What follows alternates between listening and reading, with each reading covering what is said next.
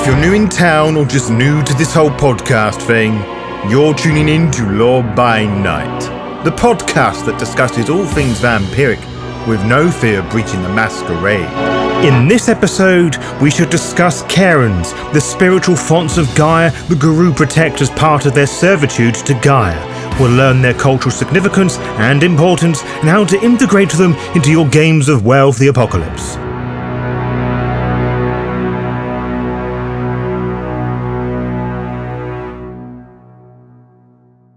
Many cubs, and cleaves for that matter, do not feel the importance of protecting their Caern. My wording was deliberate. The nation splintered and more packs succumbed to Haranu each passing day, each one of them runts with their heads between their legs, buried in their sands in their little safety bunkers. This should, at the very least, alarm you. For me, it is disgraceful behavior. Under my supervision, you will be better. You will learn the basics of our culture and foster some honor as well as some fucking dignity. You are a cub. You pass your rite of passage. You will join a tribe and undertake a quest with the other Garou. This small group is a pack. More than one pack coexists around a particular area. Collectively, this is a sept. We belong to the sept of the blackened leaves. Our sept is a large one, but not all match our size. Many are smaller and some are larger. A sept can range in size from just a few werewolves forming a single pack to a dozen or more packs. Typically, one or two tribes of Garou dominate septs, while a few numbers from allied groups also participate here. Here, the Fenrir and Fianna are the most populous of the tribes. Regardless of the tribe's population, the size of the sept itself, and its political goals, every sept that walks the face of Gaia has one goal: protect the Caern. And what is a Caern? One of many of Gaia's overflowing miracles. Have you heard of ley lines, seen a solar flare, or wondered about the presence of aurora lights? These natural occurrences paint the sky and crawl on the earth. Some define them as spiritual energy, weeping from the ground or painting the heavens. Believe this if you wish, but know that Caerns are natural fonts of the earth where the mystic powers of Gaia leak into the world. This may define many sacred sites on the earth, but the Caerns are sacred to us and to us alone. Only the Garou know how to tap into their essence, create and destroy them as intended. I word this as such, for I've heard a few tales of awakened souls, mages, using these powers for their own corrupted gains. The Heart Wardens, the Fianna, would probably spin you a tale of their Fey allies using them as well. Our devotion to Caerns go back to the first Garou who watched their homelands.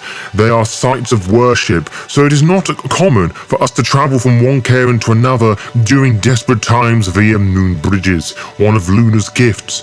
Through the mists of the Umbra, a moon path manifests as a shaft of moonlight. When a werewolf touches this light, they can travel among the moonbeam, surrounded by the mists of the spirit world, which also allows access to other realms within the Umbra. As one would expect, travelling across the moon path is easiest during the full moon, and crossing the gauntlet that divides the realms of spirit and matter is easiest at a Caern. There are 3 types of moon bridges: safe moon bridges, which are opened during normal times with the consent of both the Caern totems involved, which I'll explain fully in a moment; attack moon bridges, used during times of war or when a Caern is under attack, making travel through conventional means difficult; and wild moon bridges, opened by the foolhardy and desperate, which are unpredictable and rarely deliver their travellers to their intended destination. Like the septs that protect them and other sacred sites on Earth, not all Caerns are equal. Some are small, being 200 acres or less, housing no more than 10 Garou, with very little raw power from the Gnosis wellspring to be crude about it. Others are much larger, with some of the largest Caerns being more than 1,000 acres, with an average Garou population of 25 to 40, with lots of Gnosis. Of course, the downside to such a large Caern is that it is impossible to hide and is often under attack from worm spawn. The first example I gave is practically unknown in comparison. Not all Caerns are in woodlands like our cub. Some are in caves or glades across a shoreline, or in more toxic and twisted environments. Such desecrated cairns are called pits, where you will find plenty of ghosts. Black spiral dancers have their own cairns called hives, but that is a conversation for a different time. Cub. Such large cairns are obviously uncommon, as urban sprawls devour and rape Gaia, though some urban cairns retain their spiritual properties as nodes of mystic might urban dissolution. Some packs, usually younger ones, take the risk of claiming that was once theirs, as Garou, which naturally involves a lot more secrecy than the one in these woods. Not even the vampire in the manor home knows of it. He is just one of the ways we protect this cairn. He is not informed of it. We all must take care of it, so you must know what the cairn consists of. You have the Bourne, which is the outer perimeter of the cairn, where the outsider world and Gaia's sacred places end and begin.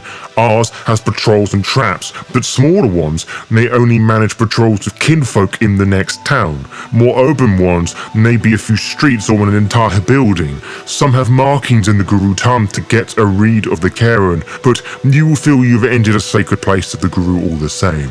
Most cairns have dedicated areas of fallen Garou, called Graves of the Hallowed Heroes.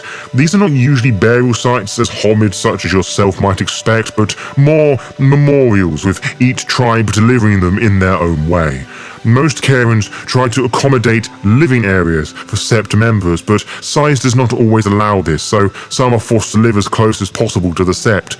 Elders and other high-ranking Garou get to the optimum spaces. Few have enough space to sleep, let alone place their belongings. The exception to this are the bone gnawers, but that is for another time. Each cairn usually has a shrine dedicated to the cairn's patron spirit or some particularly helpful or powerful ancestor spirit or other umbral beings. When the entire sept needs to be accommodated, the largest space is left for the assembly area. Similar to the living areas, your superiors will have the nicer seats. The appearance of the area is left of the keeper of the land to uphold. And all of these parts support the most sacred of spots, the cairn's heart. The gauntlet is not present here, so the most powerful rites are performed here. Moon bridges open in this spot, and the presence of the totem spirit is present at all times, overwhelmingly so. When you pass your rite of passage, you'll get to feel everything I've shared with you so far, and how and why we guard it so strongly. Of course, the cairn exists in both planes, the spiritual and material realms, so both sides need to be maintained to protect it from worm influence. The physical element should be pretty obvious to you, but perhaps not the spiritual side. Rites and expenditure of Gnosis fuels it, as do the rites and ritual of the Garou. Part of the sept or travelers and spirits allied to the cairn's patron are encouraged by Fjorges to spend time at the cairn. The action to the Garou will affect the cairn too. It is not apparent, no two cairns are the same. You know enough about spirits that there are spirits of the wild and weaver, different elementals and so forth. Do not fret, Cub, that knowledge does not come naturally to you now, just listen. A cairn has its own patron or totem to use the old form. Whoever responds to the rite of cairn building, both totem and other spirits, awakened by the call, represents the land, its energies and the sept itself. Our sept patron is Stag, who's ancient as these woods, represents the wildness of nature.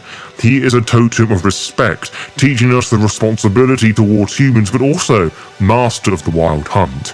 Each cairn serves a purpose in Gaia's plan, which attracts and gathers a specific type of gnosis, which is all dependent on the place and history of the site, which in turn reflects the spirits and Garou that inhabit and are drawn to it. They are naturally correlating with our renown, glory, honor, and wisdom. I know some of each, but these are just examples. Starting with glory, these cairns are the sites of battlefields where victories have been held, or actively strong emotions and passions such as rich forests, mountains, or vibrant urban settings. Cairns of courage manifest in the most unexpected locations. They may be found deep within the wilderness, in rural areas, or even in the heart of a city with equal likelihood. Interestingly, they derive much of their power from the essence of fear, as courage is not the absence of fear, but the strength to persevere despite it. Fianna, Fenrir, and Winter's Teeth dominate these cairns. Cairns of fertility can be found where nature runs riot and natural resources are rich and fertile. It's said that the odds of children born from the Garou are 30% more likely to experience their first change. As such, they are highly sought after. Don't ask how I got that number. This is not the same as a Caern of love, which might initially seem frivolous and overly sentimental, but these Cairns are not about romance. They are centered on the emotional bonds that empowers and makes us vulnerable. These Cairns are dedicated to all kinds of emotional connections: platonic, filial, paternal or maternal, sibling, romantic, and even love one holds the Gaia and her creatures. The guardians of these Cairns fight with unmatched ferocity, driven by their deep commitment to their cherished land and loved ones. The children of Gaia and Fianna are common tribes in these Cairns. Cairns of plenty are abundant with material and spiritual resources. Rural sites are near rich farmlands or fertile woods, whereas urban Cairns provide the spendable sort of resource. You may call this spiritual luck. The Glasswalkers and Silver Fangs rule these sorts of Cairns to surprise of no one. These rare Cairns that are untouched by civilization and highly inaccessible are the Cairns of the wild, and those that do exist are ruled by the Black Furies, though Red Talons make up such strong numbers too. Uncorruptible by neither worm nor weaver, the wild energies of the wild flow strongly here, making these Cairns hard to manage. Next, I present examples of Cairns of honor, where serenity and determination are rife, but not as dramatic as the glory counterpart. These Cairns are commonly found in secluded valleys, quiet villages, or places suited for meditation and repose. Cairns of Gnosis are found in places directly touched by the Umbra or other supernatural energies, such as where tragic battles were fought and held, ghost towns and similar haunted spots, as well as places populated by Fae, amongst other things. These sites are rare, and the Gauntlet is a fiend, making them an ideal fit for the Silent Striders, Yuktena Garou. Cairns of healing radiate areas of peacefulness, never being a site for conflict, providing restorative properties to mind and body alike, excluding Krynos-born disfigurements.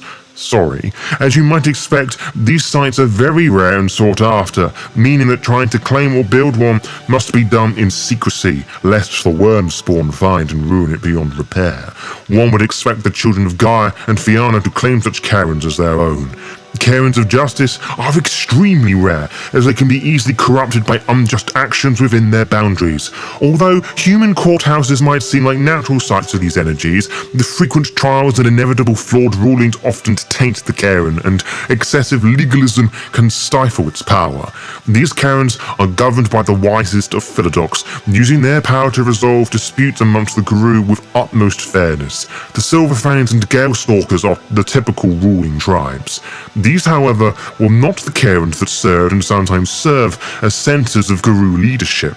These tend to be the Cairns of kingship, and all known examples exist in Eastern Europe, meaning the Silverfanged and Shadow Lords claim them as their own.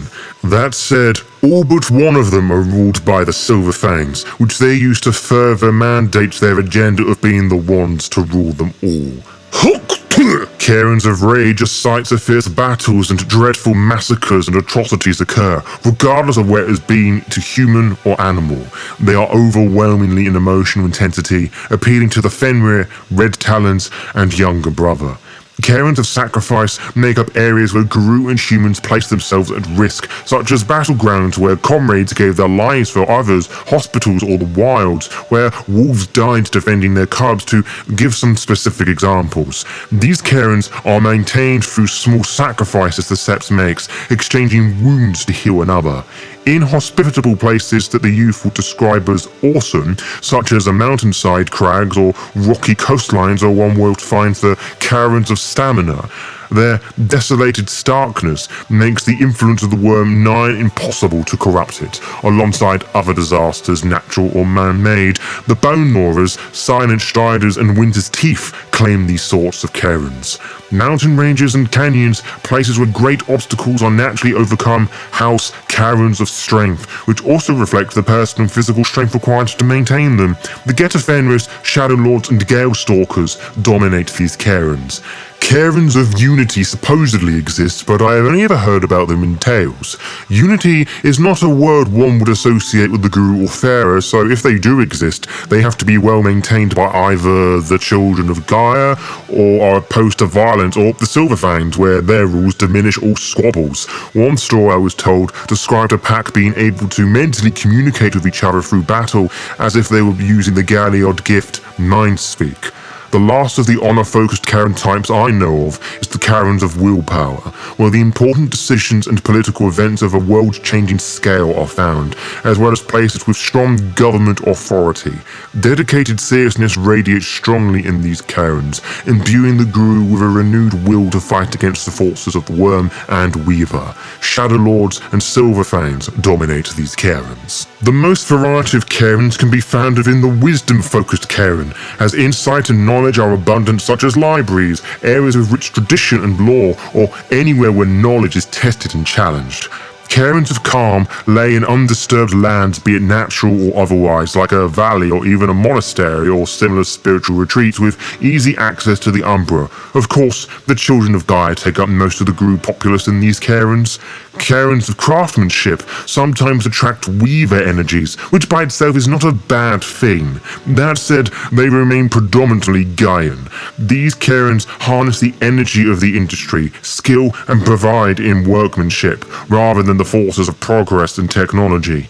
In ancient times, the Silverfangs often claimed these Caerns to establish clave forges, drawing on the Caern's power. Even today, they serve as ideal sites for fetish makers to craft items worthy of housing spirits. The other tribes that are common here are the Fenrir. Caerns of enigmas are associated with the natural and supernatural mysteries, such as supposed common sightings of aliens and flying machines, to use an extreme example.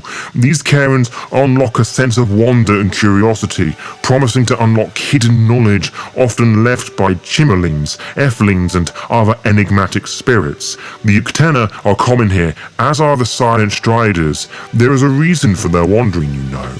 Caerns of honor are rarely found outside of urban settings. If one can smile or laugh near or in it, it could function as a Caern, given the appropriate rite is performed, which is no easy feat. Bone Gnawers, children of Gaia, Fianna, and Glasswalkers use these Caerns out of the 13 tribes.